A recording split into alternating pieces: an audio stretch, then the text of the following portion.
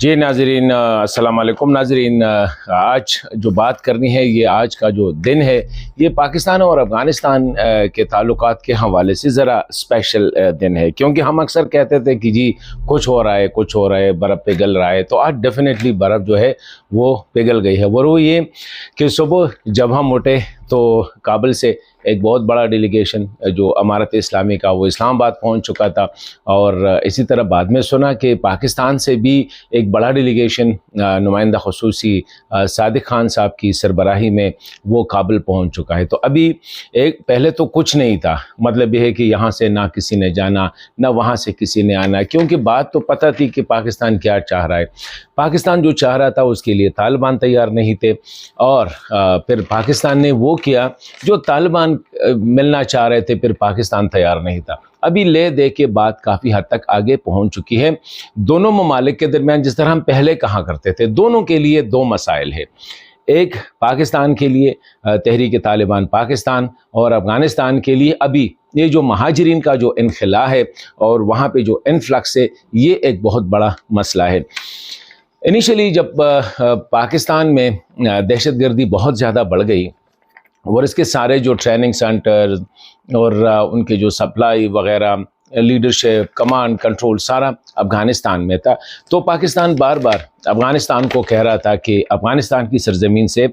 پاکستان کے خلاف کارروائیاں ہو رہی ہے۔ لیکن انیشلی تو افغان طالبان اس کو ڈینائی کرتے تھے کہ نہیں، اس طرح نہیں ہو سکتا، یہ پاکستان کا اندرونی مسئلہ ہے۔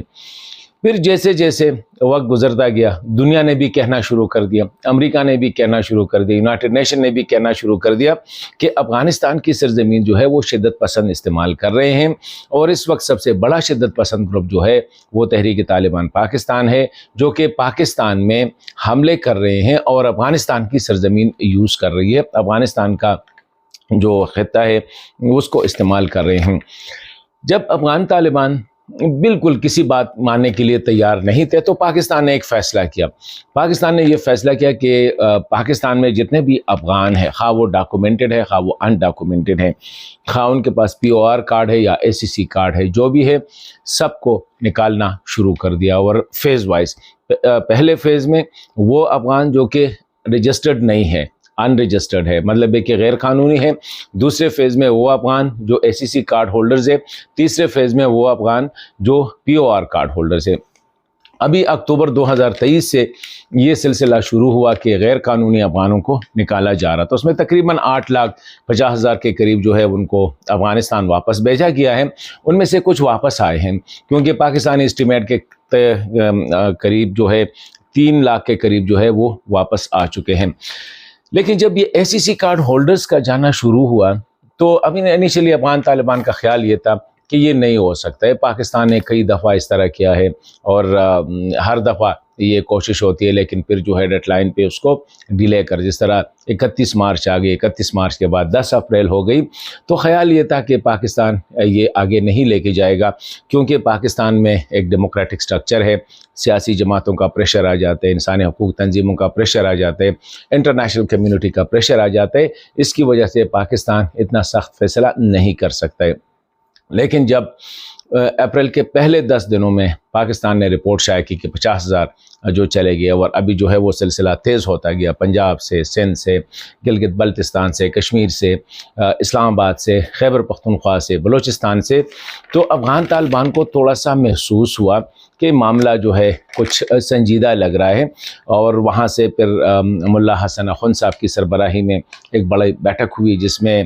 پاکستان کو دھمکیاں بھی دی گئی کہ اس طرح نہ کرے، اور یہ اسلامی اصولوں کے اور اچھے ہمسائیگی کے اصولوں کے خلاف ہے۔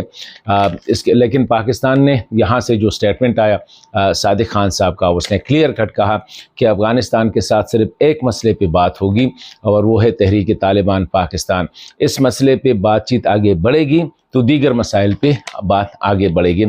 پھر ہم دیکھ رہے تھے کہ پاکستان کی جو ایمبیسی ہے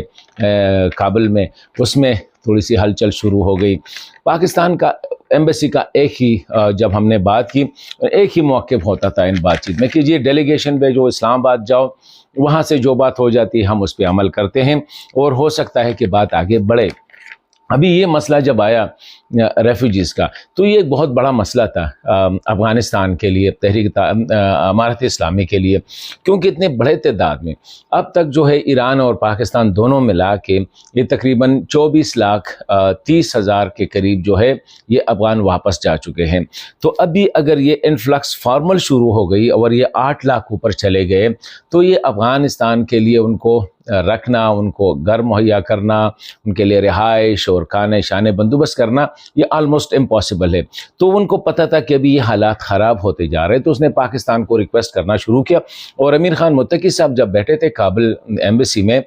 तो बात यही हो रही थी, कहते हैं पाकिस्तान हमारा बड़ा भाई है, हमारे तवक्कुआत है, मुश्किल वक्त में हमारा साथ दिया है वगैरह वगैरह। यहाँ से क्लियर कर रहा है कि मज़ीद ममता जो है ना वो नहीं जागेगी, हमने किया है और हम भुगत रहे हैं। अभी अगर आप लोगों ने करना है तो रेसिप्रोकल बेसिस पे, कुछ आप करेंगे कुछ हम करेंगे, कुछ आप सुनाओगे कुछ सुनोगे। तो कहते हैं डेलीगेशन भेजो, जाओ इस्लामाबाद में बात करो। उन्हें फौरी तौर पर ये नूरुद्दीन अजीज़ी साहब की सरबराही में एक बड़ा डेलीगेशन जो है ना, बड़ा वफ़द जो है ना आज भेजा है। अभी आउटवर्ल्डली तो ये मसले होंगे कि जी तिजारत किस तरह बढ़ाई जा सकती है, ट्रांजिट ट्रेड, बायलैटरल ट्रेड वगैरह वगैरह, लेकिन असल में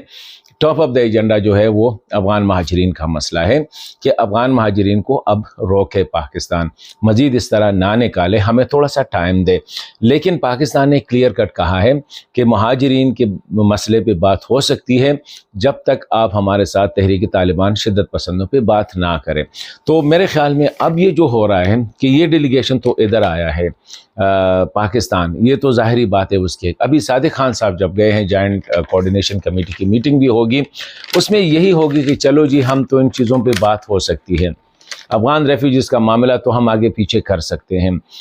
5-10 साल जो है और मुद्दत बढ़ा सकते हैं, लेकिन आप रिटर्न में क्या करोगे, कंक्रीट रिटर्न में क्या होगे? क्या आप शिद्दत पसंदों को अब पाकिस्तान जाने से रोक सकते हैं, पाकिस्तान के साथ कोऑपरेट कर सकते हो, अफ़गान सरजमीन को डिनाई कर सकते हो या नहीं? ये पाकिस्तान का मेन जो सादिक खान साहब का जो मेन एजेंडा आइटम है वो यही है कि इस पे उनको स्मेल करें, कि सूंघे कि वो क्या कह रहे हैं। अगर वहाँ से बात आ जाती है और ये बात थोड़ी सी आगे चल सकती है, तो नेक्स्ट वीक या दूसरे मेरे ख्याल में इसी महीने जो है डिप्टी वज़ीर आज़म